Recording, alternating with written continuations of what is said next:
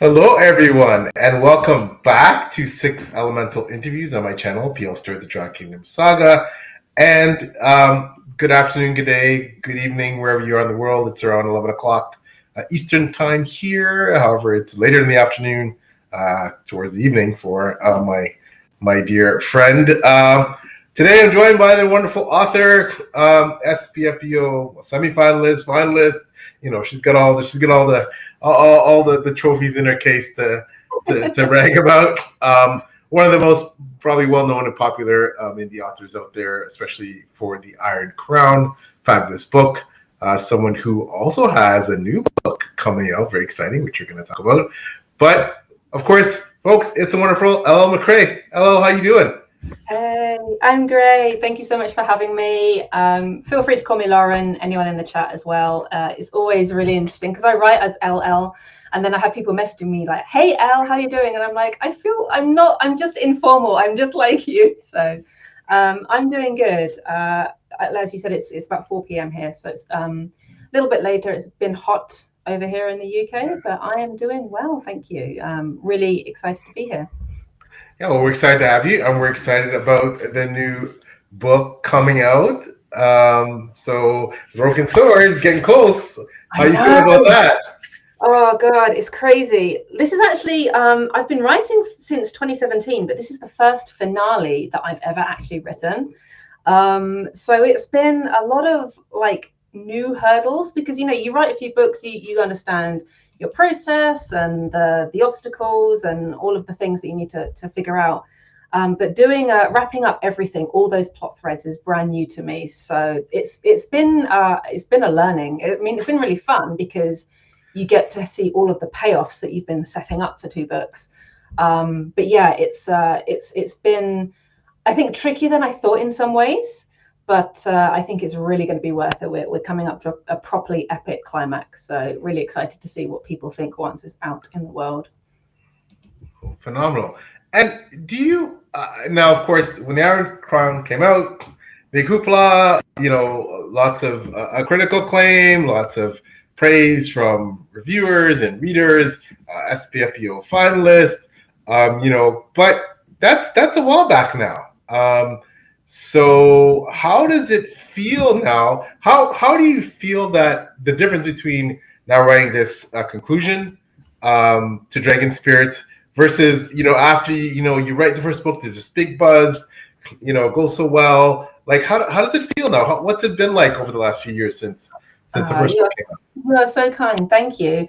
I mean, it's been a journey. Like it really has. It's very when you write a book, you always hope that you'll find readers that resonate with the story and, you know, really champion it. And then when that actually starts to happen and you start to, you know, appear on lists of, you know, favorite books of the year, or if you're looking for this, you know, and then being recommended and, you know, just kind of like the word of mouth, that's really, really awesome.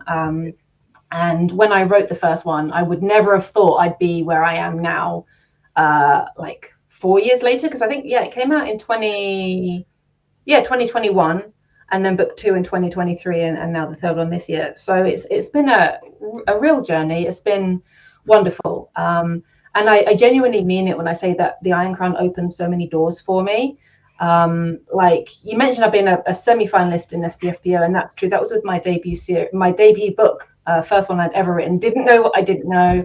I'd never heard of SPFBO and was like, oh yeah, this is this writing contest.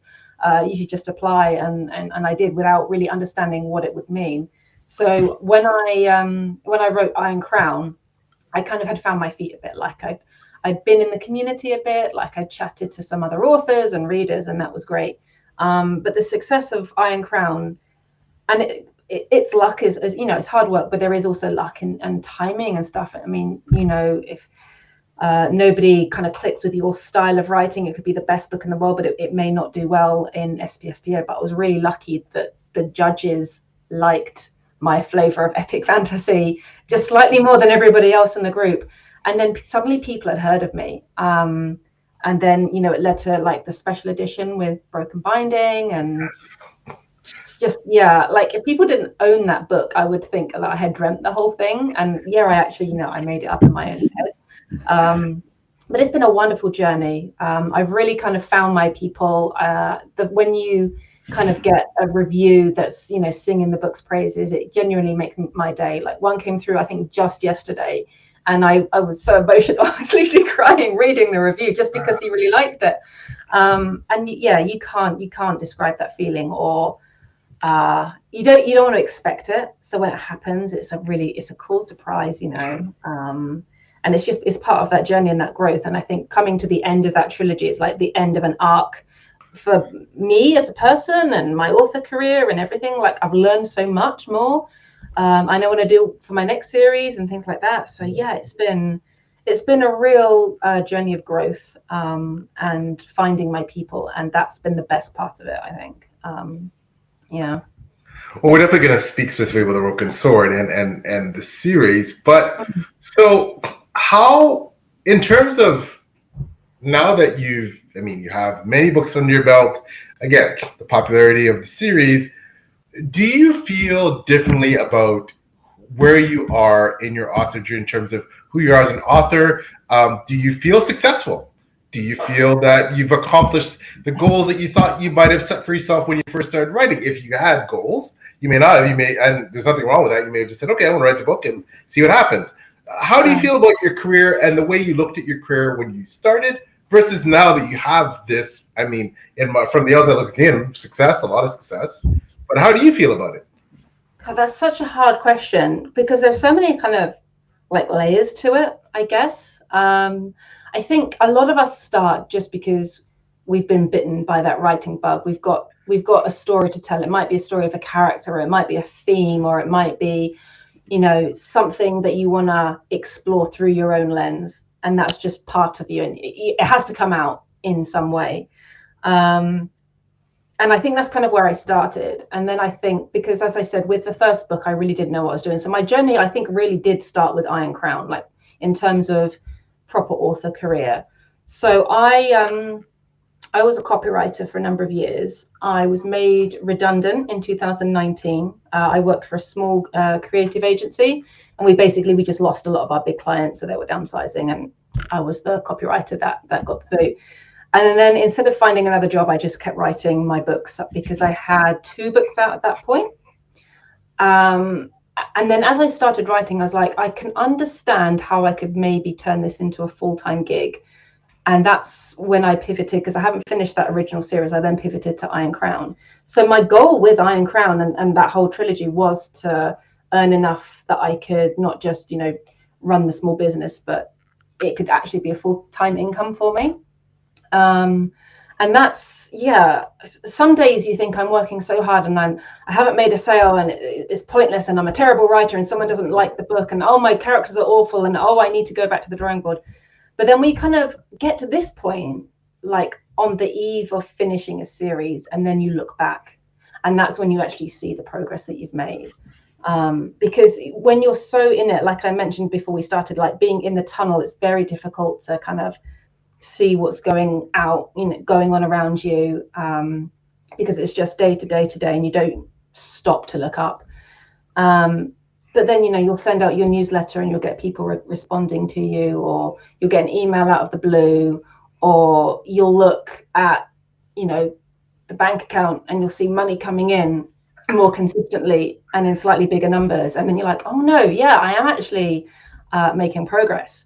So I think you always want to have that overnight success. You want to have that story that just smashes it out the park and resonates with a huge group of people.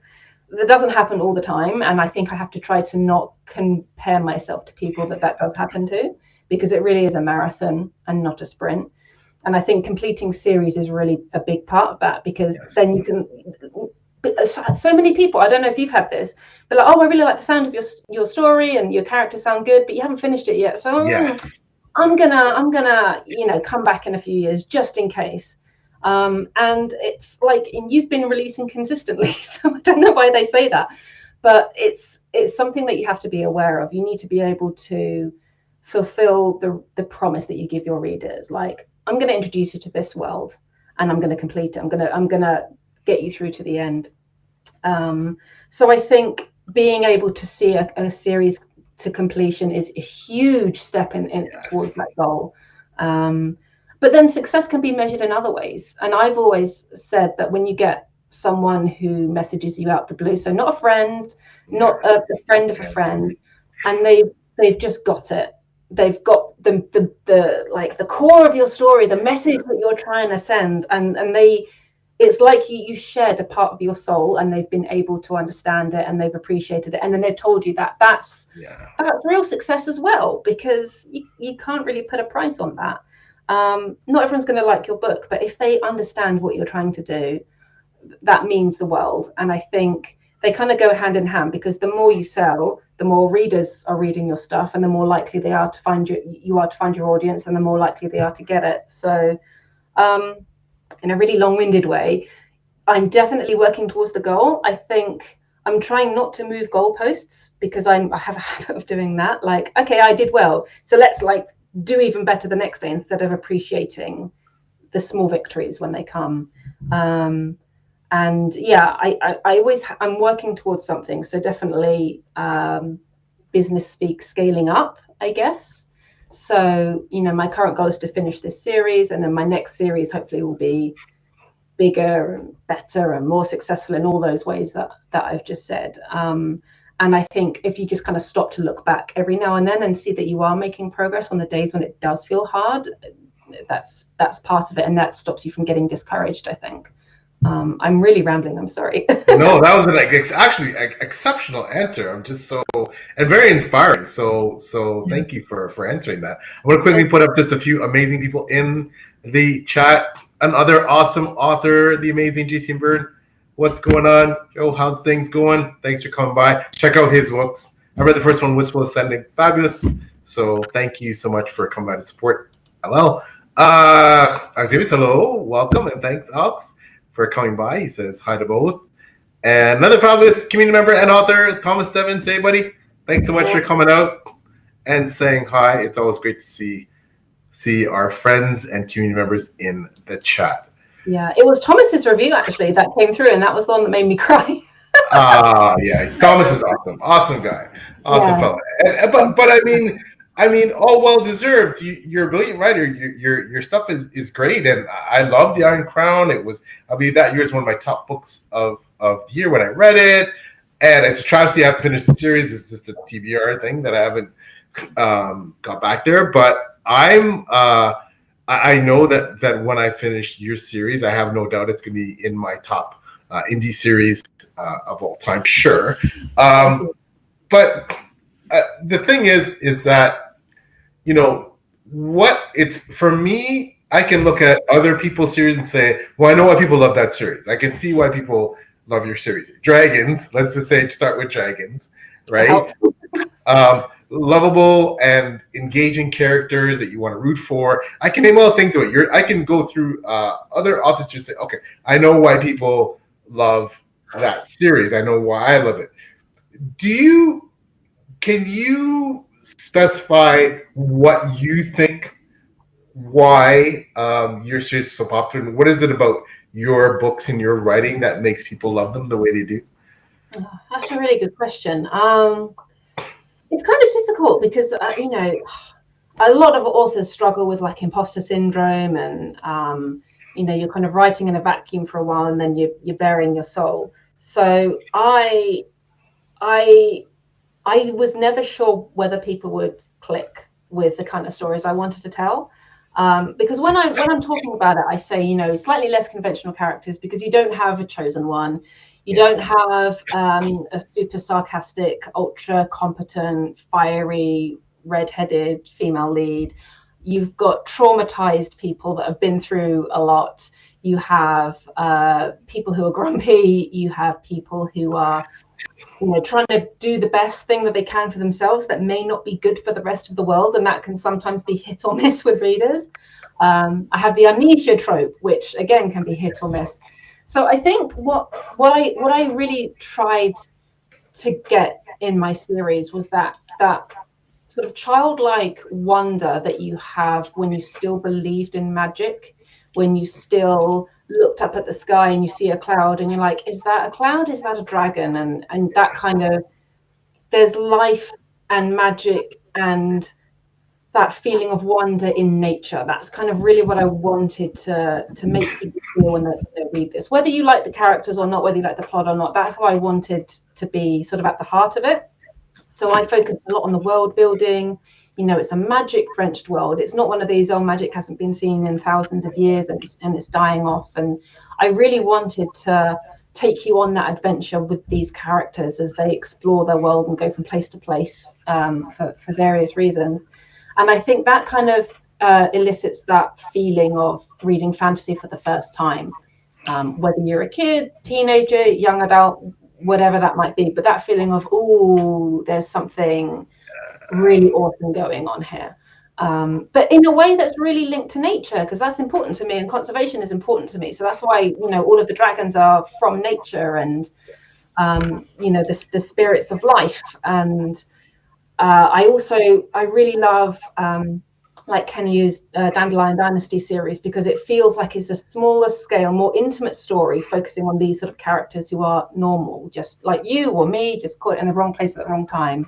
And what they do has a sort of a ripple effect on the wider world. So we're not following all of the main characters you would expect in an epic fantasy that have the agency. We're not following like the kings and the queens and the really powerful people. We're following like regular people and trying to make the best with what they have. And I think that's really appealing too, because sometimes it's nice to just see a different kind of character, and someone that maybe has a difficult relationship with parents, which many of us have. Some of us are estranged, and some of us have, you know, partners and kids, and like, what would you do in those situations? And that's kind of the story I wanted to tell. You know, people like you and me in a world where that magic and wonder is everywhere, rather than like a more conventional action focused fantasy. And I think the people that like that really, really click with dragon spirits. And that's why I think that those who like it really, really, really like it. It's kind of like Marmite, you either love it or hate it. So that's been really fun when you get people that really, really click with what I'm trying to tell. So yeah.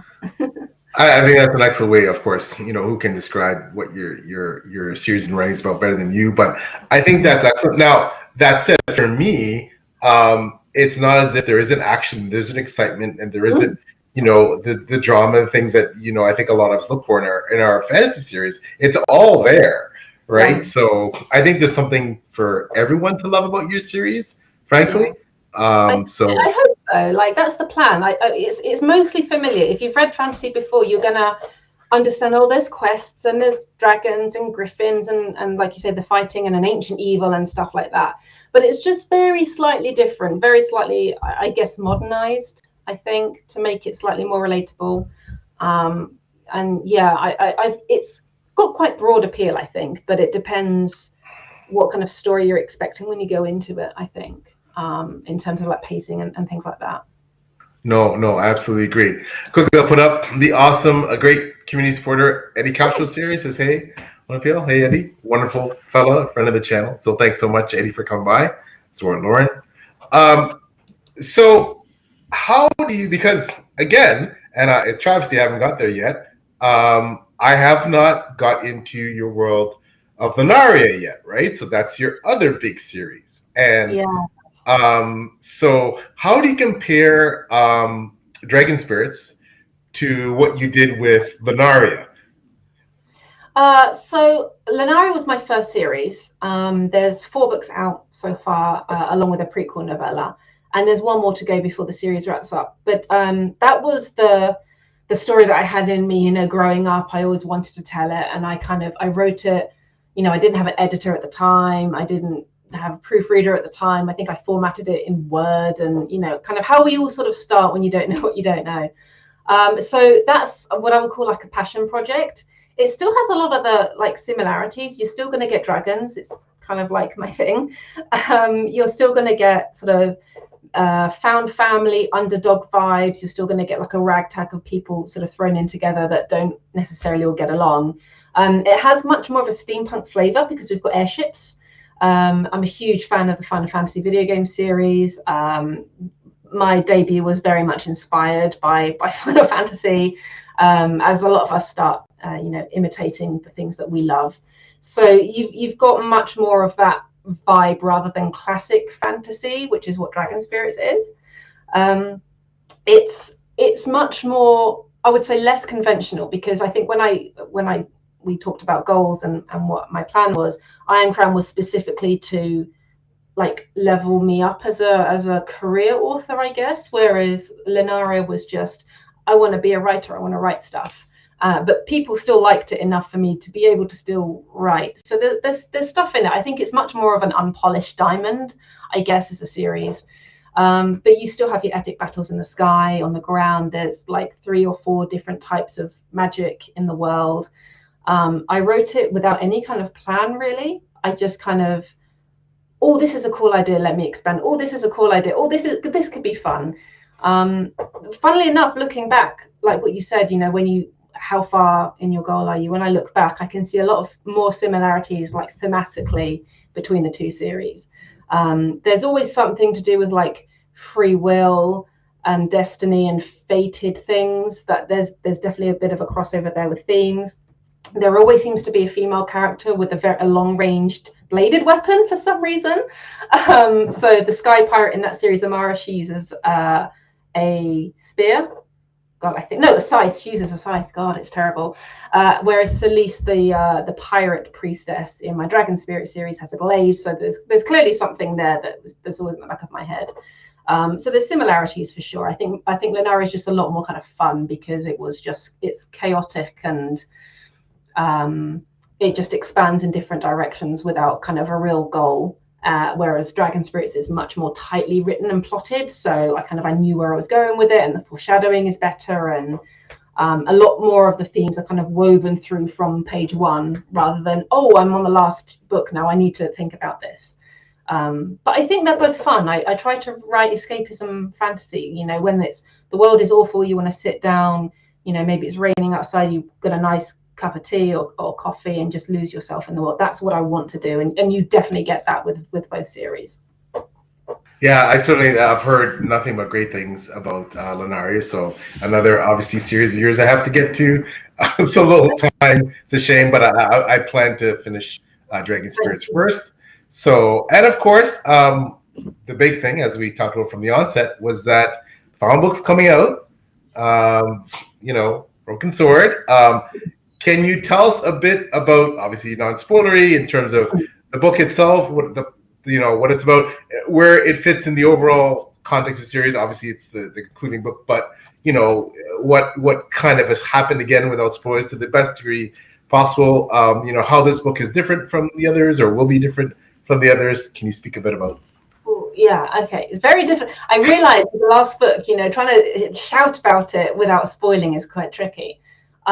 So I said I write escapist fantasy. So it's overall, the tone of my writing is overall fun and lighthearted and hopeful.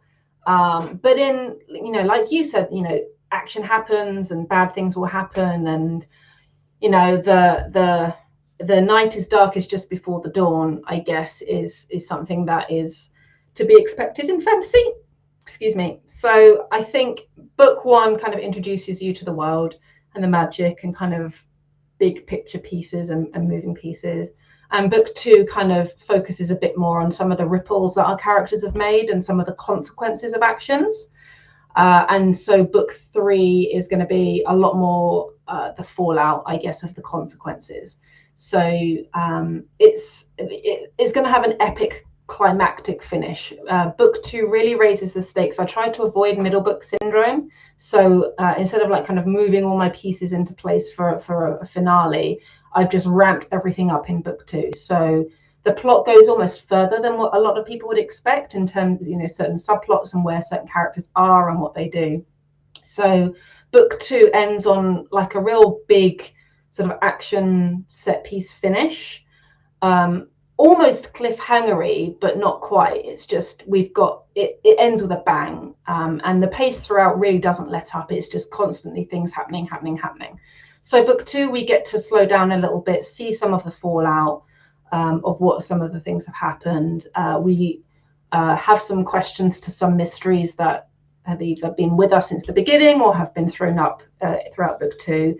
And then book 3 is gonna, we still action set pieces for sure, but in a much more full ending way, I guess, rather than this action set piece has happened, oh, and now what's going to happen. This is like, no, this is a finale. So it does have a good sticking point.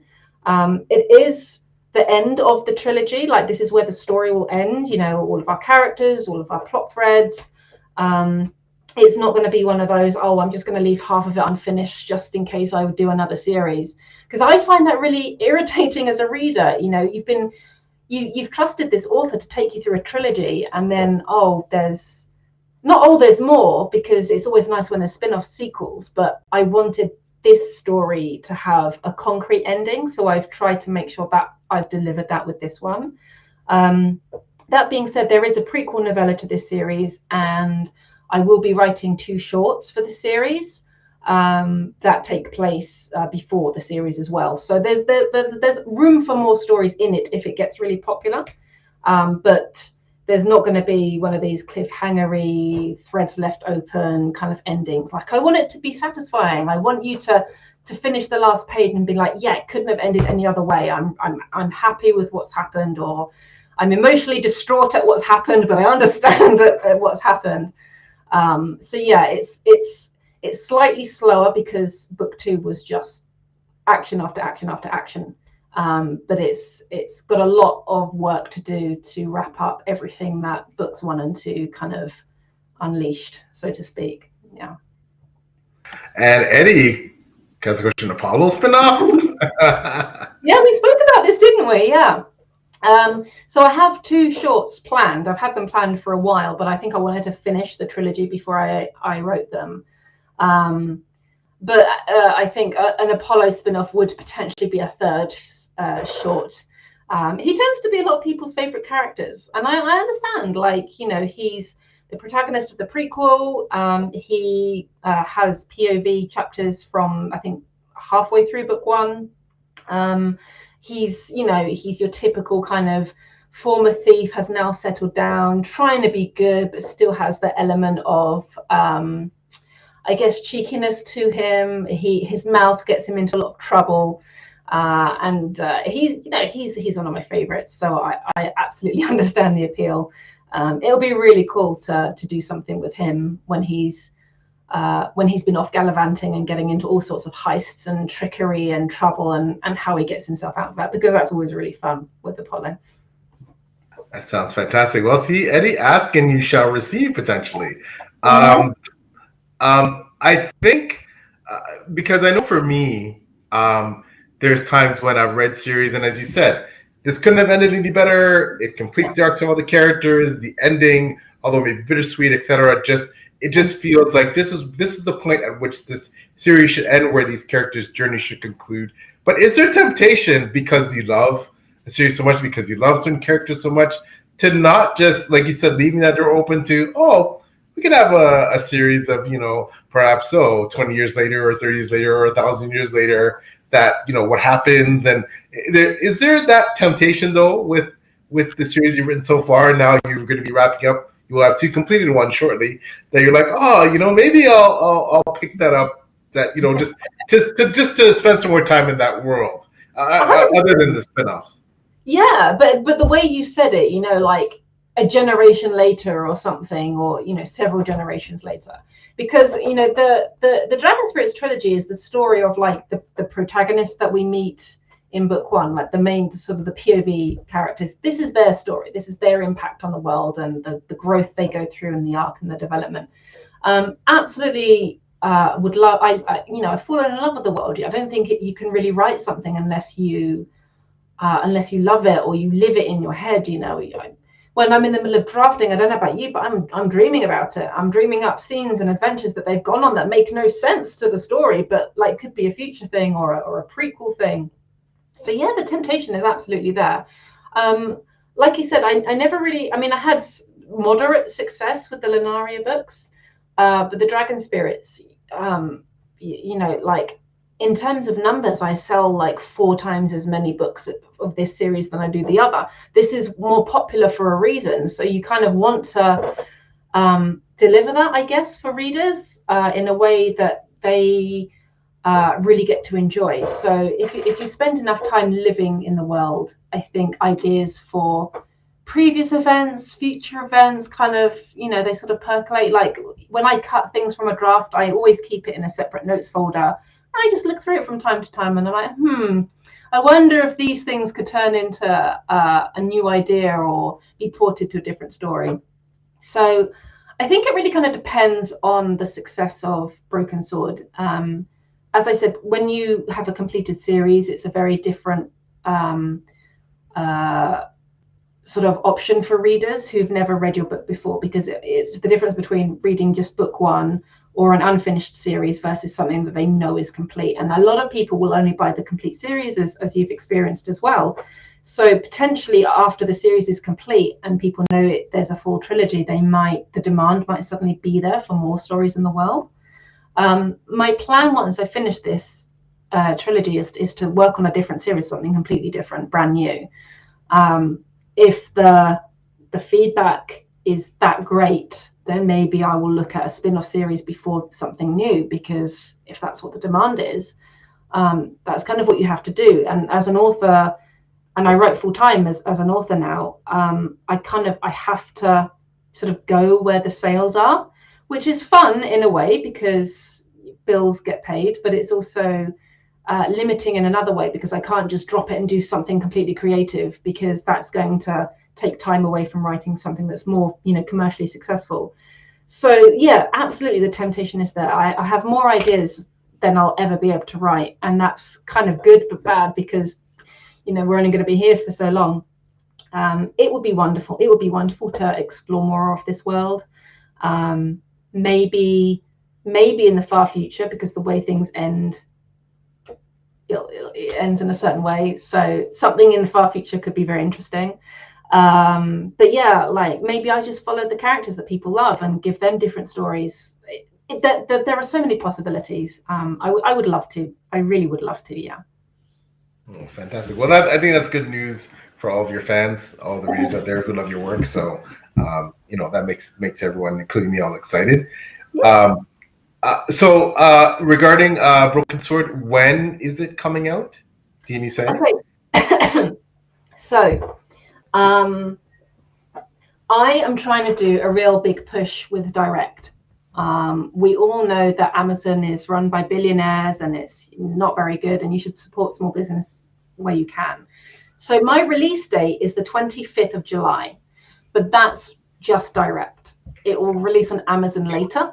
Okay. And the physical copy will be probably a month later. I need to put my order through with the printer, but my edits and the proof isn't finished yet, so I don't have the final page count to get to the printer, but I will have that release date by the end of July. So like, I understand that is one-click purchase is really easy for people on Amazon, but I'm really trying to advocate to support, especially indie authors, direct where you can. A lot of us now have websites or Etsy shops, or our own little commercial wings where you spend the same money or even less sometimes. Yeah. We get more and you get a more personalized product that's from us directly. So anyone that buys the ebook on my website, it's cheaper than on Amazon. You will get it on the 25th. It might even be like 10 p.m. on the 24th, because that's about the time I go to bed and that's when I'll release it. And if you were in US, Canada, that side of the world, you're probably going to get it in the morning on the 24th. Yeah. And then on Amazon, I haven't quite decided yet. It might be a week later. It might be just the end of that weekend. I'm not sure, because I'm just trying to push people to buy direct. And I think that more of us are doing it these days. Like I've seen all over social media, so many authors. I've come out of KU. You can buy direct from me. You can get these special bundles nowhere else. You can get this, things are hand signed from us. You can get special bookmarks from us. And I think with the way that that Amazon is going, with the influx of like AI and kind of more low tier books that flood the market, how do we stand out? And people buy from people. People are buying your books, yes, because they like the sound of it, because they like you as a person, PL. So they want to buy from you directly. And I think that's what's really going to happen with indies.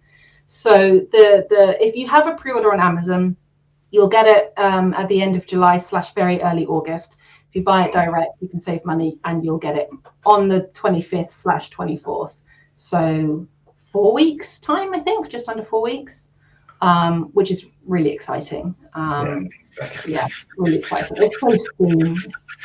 That is fantastic news. Absolutely fantastic news. Now, there are a couple of questions from Eddie.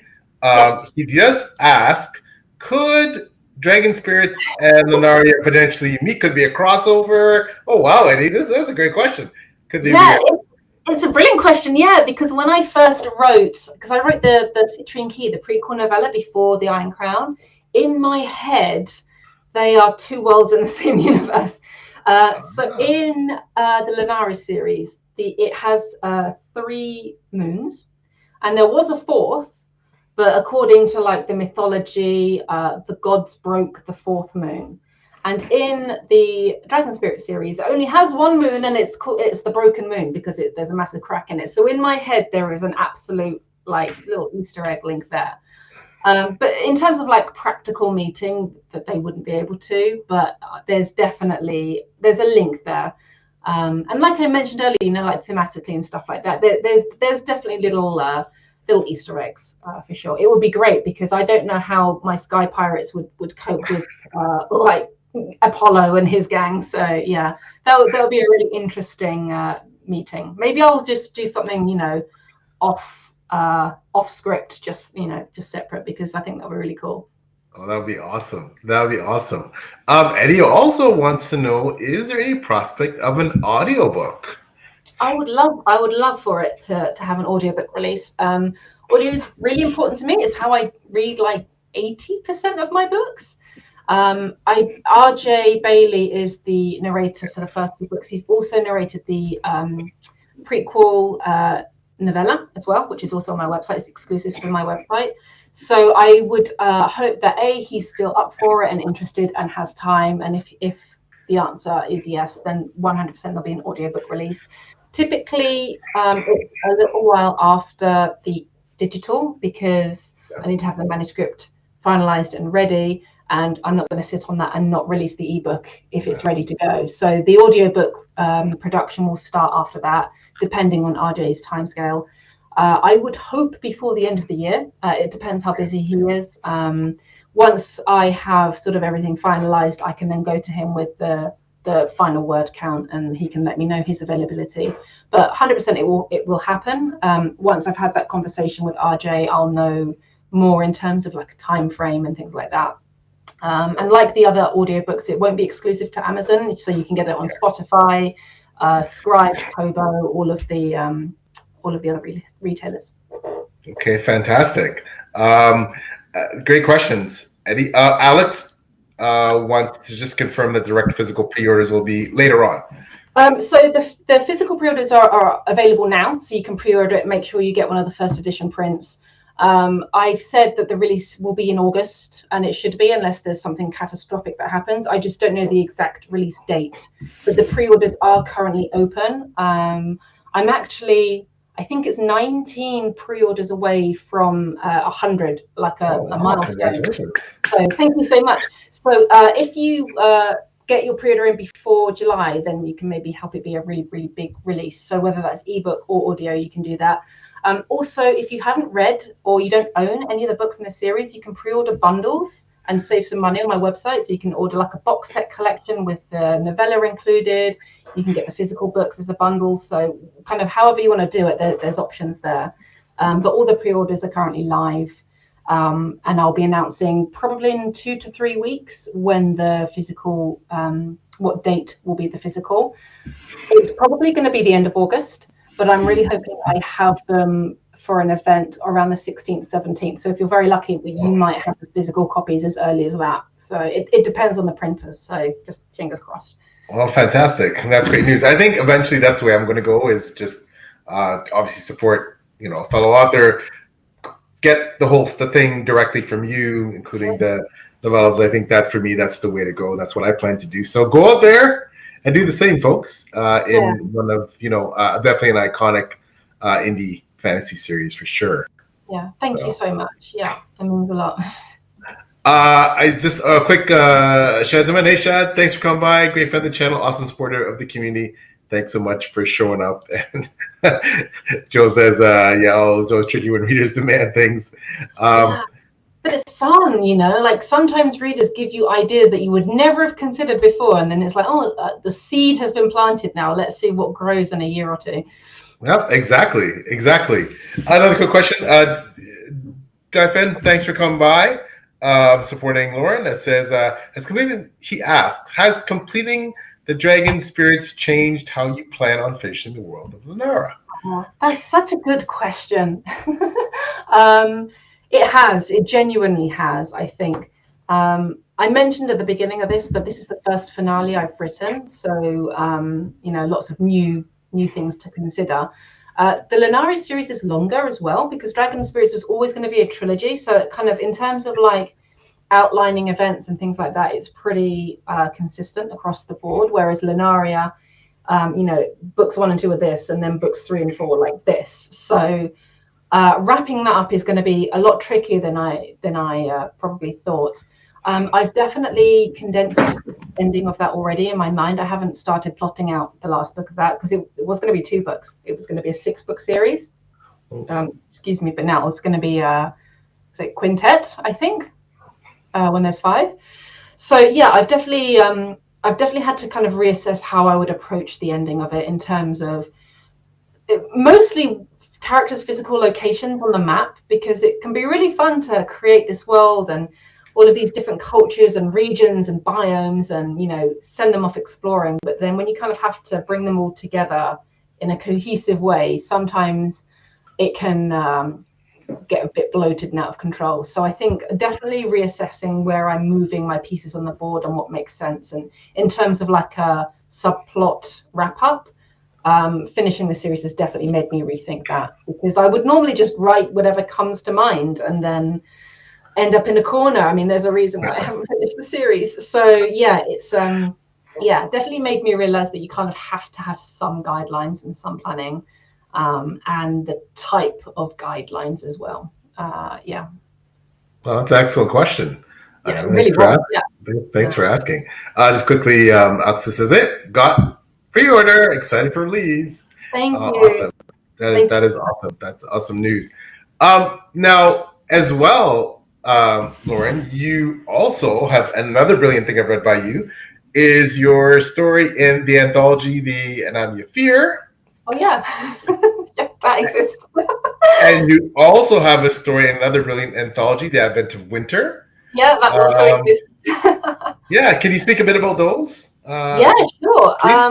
Yeah, absolutely. So I write epic fantasy, so I'm used to writing really, really, really long books. So writing a short is quite difficult and different. A lot of authors kind of start with shorts, so you figure out how to do beginning, middle, end, and then you kind of scale up. Whereas I'm just like, I'll daydream and create a world, and it'll be 120,000 words, and that's fine. So the Anatomy of Fear came out first. So obviously you wrote the foreword for that, and you were part of that with Holly, H.L. Tinsley, and some other fantastic authors. So like I said, I write fun, escapist, light-hearted, hopeful fantasy. So going into a dark fantasy and horror anthology was outside my wheelhouse, to say the least. That was a real fun, almost like a writing challenge, I guess. Yeah. Because, all right, can I make you feel awe and wonder at all the magic and all that epicness? Can I turn that to make you feel, dread and worry and fear? So the story in that is unrelated to anything that I've ever done before. It was completely brand new. I came up with it for that anthology. It's if you haven't seen the anthology, it's every single story is based on a different body part, and I chose bones. So I focused on kind of what scares me as an individual, rather than like a sort of more external horror, I guess, which is quite typical of my writing. So there's still links there. And the story in that is essentially any time a bone is damaged or broken, it can release a power, and that power is dark. And it's set in a small village where there's a girl in a very not very scary situation who is able to retake some power through this sort of bone demonic magic.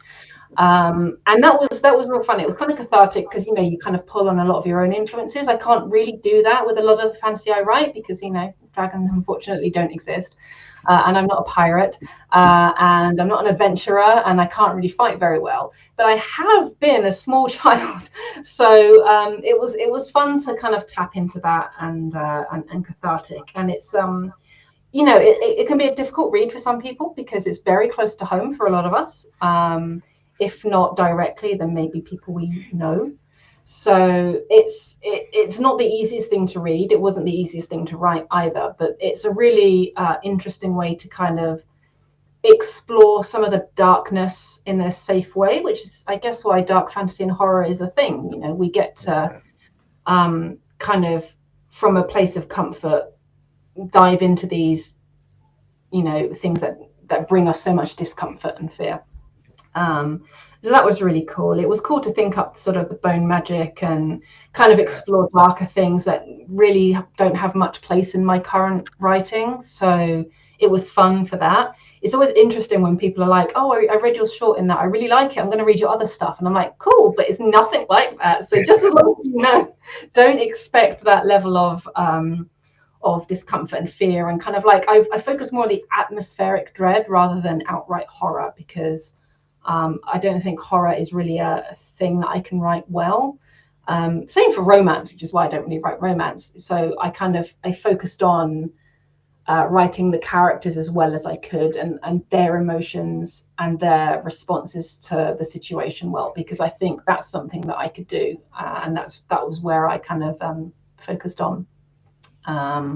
So yeah, that was fun. It was different, but it was really good. The anthology was well received. All the reviews have been absolutely amazing, so that was good.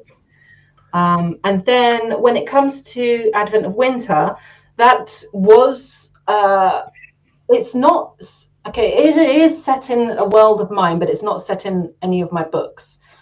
So I have a Patreon, and I have a serial on there, a fantasy serial on there, and you've got sort of mages and dragons again, but sort of like alchemists, and there's like a flintlock kind of vibe to it. So you've got lots of engineering, gadgetry, and phoenix magic, and it's set in a blighted world. So it's really quite cool. So the short story is essentially the prequel to that serial. So we have a character who is not a thief, but is breaking in somewhere, not breaking out of somewhere. And he it's an introduction to the world. So we get to meet one of the dragons. We get to meet like the alchemical golems that are walking around. You get to see all the phoenix fire. It's like my debut, because when I mentioned earlier that I have to write what's commercially successful, this I can just write what I want to write, and it's really freeing. So it's just full of really cool ideas and fun characters and fun magic, and I've got this idea, I put it in there. And because it's not a book, it's a serial, it just goes on and on and on. I can just keep adding to it as I get new ideas, and pause it when I want to pause it. So that series is called Shadow Light, and the book, the short story in Advent of Winter, I think it's called Frozen Embers. I have such a bad memory. It's really, really bad. I forget everything. It's really difficult. But yeah, Frozen Embers is a really, really cool introduction to that. So if you like fantasy with a bit more, not a modern touch, but just some tech, it's really fun.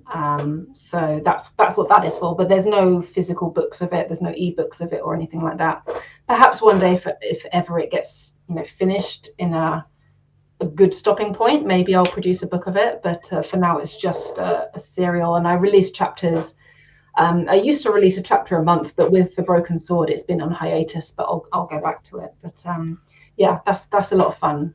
Some dark things, it's a blighted world, but it's again the hopeful tone, magic-rich place, strong characters, underdog characters, found family. Those are the things that you're going to get when you read my stuff. So it's in that short in spades. Sounds absolutely fantastic. Have to read that as well. Loved your story in Advent and Winter. It was brilliant. What an anthology! Just so absolutely some of the best, I think, in the science fiction, fantasy, and horror authors coming together for both those anthologies. So just brilliant. Quickly, we have a question here from Liz Turner. Thanks so much, Liz, for coming by. We did speak about this a little bit, but perhaps Laura can expand. She asks, "How are you feeling with Dragon Spirits coming to a close?" Yeah, good. Currently stressed. Once it's out, then it'll be a relief because, you have readers that really like it. They like where the story is going. They've stuck with you through book one, through book two. They're excited about the finale, so the pressure is there. You want to deliver. You raise the bar with the sequel. You want to raise the bar again with a finale. So there's always that kind of worry of, oh, will people like it? Will they not? But you kind of have to just get used to the fact that not everyone is going to like it. I think that I've done the story justice. I think I've done the characters justice, their arcs, what happens. And as I said earlier, when you finish that last page, I want you to be like, this ended well. It couldn't have ended any other way. I'm satisfied, and hopefully a bit emotional. I've cried writing a couple chapters, so hopefully that will come across. So it's been a journey. We're coming to the end of it. It's sort of closing the book figuratively, which is always nice. And yeah, I can look back and be really proud of where the story has gone, the people I've met through it, the people that have taken a chance on me and been like, yeah, I like what you're doing. And then you get, readers that become fans, that become friends. So yeah, it's end of an era, a bit bittersweet, but mostly happy. Yeah. Well, that's fantastic. And again, I absolutely cannot wait to read the first. I have to read the other book in the series, and hope to get to that sometime in the New Year's. The TBR is just so crazy. But again, your series, Lauren, I feel is one of those now iconic indie science fiction fantasy series that the name recognition and that when people talk about the Iron Crown specifically, that that's it's well known. It's something that a lot of people respect and admire in terms of, and you in terms of your craft. Do you feel that comes with a lot more? You talked about pressure. Does that in itself come with a lot more pressure because now you've had that success, and because now you are one of those authors that people are the name LL MACRAE and they hear about, they talk about Iron Crown. Does that come with its own unique brand of pressure? I guess a little bit, like maybe less than you'd think, because I think I'm focusing on improving as an author. I want the next book to be better than the one before. So I feel like it's more a case of less living up to their expectations and more just kind of finding my audience and finding finding more people that think in that way. So you get like mid-year freak out tags, you get end of year wrap-ups, and it's difficult as an indie author because you are just shouting out into the void all of the time. No matter what level of success you have, that's what you're doing. So when you can really find the readers that love what you write and will recommend you when they know, oh, I'm looking for a book with dragons in it, then your name is out the list. Or I'm looking for a book by a indie author, or I'm looking for a book by whatever category I tick, and then my name is talked about. That's great. That's what I want. I want more of that, please, because then you get to find other like bookish buddies, and the book word of mouth is just so powerful. I think what conversely I worry about is all of the other indie authors of the same category as me who are writing just as well as me who don't get featured on those lists. Yeah. And sometimes I'm like, I don't want to take up the space. Like, I'm glad you like my stuff, but please buy these people. They exist. Their stuff is amazing. Less ahead of hidden gems, stuff like that. So what I would like to do, the more success I have, is really that turning around and helping the next person up the ladder. That's what I want to use that for. I love when people talk about me in the same breath as some of the other amazing indies, some of the other amazing trads, just other books that I find iconic myself, in the same breath, because we're all writing the same stuff. We're all writing stories we want to love and characters we want to love. So I think I'm just trying to be mindful of not resting on my laurels, always working on delivering a good sequel that you're spending your hard-earned money on something that I've given you. I want you to be happy with it, and then I want you to trust me enough then to follow maybe some other authors that I recommend, or check out SPFBO if you want something else, and that kind of thing, because rising tide lifts all boats is a sentiment that I really agree with. And I mean, that's why stuff like you're doing is great. We are supporting one another, we are championing one another. And when I'm tagged in these, I love this book, these 10 books by these indie authors, and I'm like, great, I also really love these, and then every little bit really helps.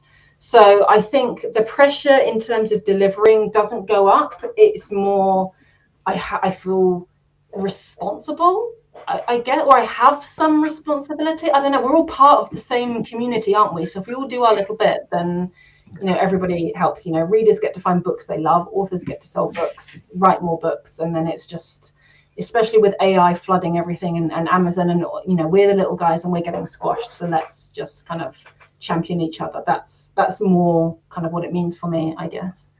Very well said, Lauren, and we so appreciate you for that, and being such a wonderful member of the community, not just being a brilliant author, and supporting each other. And yeah, that's the reason why I do this. That's the reason why I do a lot of things I do in the community as well, because I agree, I'm very conscious of the fact that, I'm still, not a widely recognized name, but yet there's more notoriety than perhaps other authors out there. Yeah. So I want to shine a light, especially on those authors and everyone in between, right? From uber successful to those that are not as well known, because there's great authors of every caliber and stripe and sales. So that's why, I'm here doing what I'm doing on Six Elementals. SPFBO has brought us together, and Six Elementals brings more people together. Like, that's the, people didn't know where to find indie authors without stuff like this. So it's so important. It's so important. No, absolutely. Thank you. And thank you for all you do in the community to support and boost all of us, which I know you've always been supportive of me specifically, and all the other amazing authors there. So thank you for all you do. And quickly, Liz says, yeah, she'll bring the tissues ready for the big finale with the broken sword. So I mean, is it bad to say I hope that I make readers cry? Because that feels like really mean. But yeah, I hope that it kind of, that emotional resonance is there, because there's no better feeling, because you've taken something in here and put it in a way that somebody else connects and it touches them. Yeah, that's what we're all looking for, I think, with our books is like you said, to resonate. So Lauren, you've been so fantastic. I want to respect your time. You've been so amazing to come on. I'm so grateful that you're joining me. Meeting you this past year in Glasgow was one of the highlights, of course, of the trip. Getting to meet you, and so I mean, it was just amazing to finally meet in person some of the authors that you admire and respect and look up to. So that was just fabulous. So I hope we get to meet again in the future. Yeah, definitely. I'm actually coming to Canada next month. Oh my gosh. Yeah, I am. So I was considering maybe I should actually reach out to some guys, like Canadian side. But yeah, no, I'll be in Vancouver though. So you're on the other side, yeah. But it's just before Worldcon in Seattle as well. So I think I've actually timed it so badly, because I'm going to miss everyone. Because everyone that's going to be going to that bit is going there the following week after I've left. But yeah, I'll be going to Canada. I'm sure it's going to be amazing, and once it is amazing, I'm sure I'll come again and explore, the other side. You're going to absolutely love Vancouver. It's one of the most beautiful cities, I think, in the world. It's funny, I will actually be not quite there, but out west around the same time in the Okanagan Valley area, Kelowna. So, hey, message, who knows? Maybe, we might be able to, Deb and I are going. Yeah, and then we may or may not go to Seattle after that for Worldcon. So we'll see. We're just seeing how things are going, but that may be the second part of the leg of the trip. So, but I do hope we get to meet again soon. If not here in the UK, we're certainly going to the UK at some point again. So definitely, that'd be great. Yeah, but as we're winding down, signing off, would love if you could again just emphasize when Broken Sword is being released in all the formats, Also highlight, of course, where to buy your books in general, including direct author purchase, your website, your social media accounts, and all that fine stuff. Yes, so Broken Sword, the finale to the Dragon Spirits series, is releasing. Finally, the ebook comes out on the 25th of July, 2025, so in about 4 weeks' time. That's direct on my website. The Amazon ebook release will be a few days after that, and the physical paperbacks will be to follow in August. I'm hoping that the audiobook release will be to follow not too long after that, maybe September, October, but definitely before the end of the year. They're all available on my website, llmacrae.com. I have socials currently on X/Twitter, Blue Sky, Instagram. That's where I'm most active, and it's all under llmacrae. The links to my socials are on my website as well, so that's a perfect place for a hub. I do a lot of direct in-person events as well. So I have an events page listed on my website in case you're going to any shows where I might be there. You can always come and say hi, grab a book, or any of my merchandise or anything like that, and just hang out and say hi. That's phenomenal. Again, I cannot wait to get to Brother Focus Forward. I have a few other books to read by you first, of course, and I want to read everything you write. I'm sure I will have in time like many of my favorite authors, have my own little Ella McCrae shelf, on my bookshelf. Thank you so much again for coming by. It's been wonderful to talk to you again. As always, folks, go out and check out Ella's work. She's an amazing author. For me, quickly, everything social-wise is usually at PL Stewart Writes, Facebook, Instagram, X/Twitter, and Blue Sky, etc. Reviews Before I Go blog. Shout out to the wonderful Beth Tapman and the crew there, where I'm an assistant editor. For the books, it's plstewart.com. The Drowned Kingdom Saga is the current series, 5 books out now. A Pack of Wolves recently published, and book 6, A Black Dragon on Red, coming in the spring of 2026. So, thank you.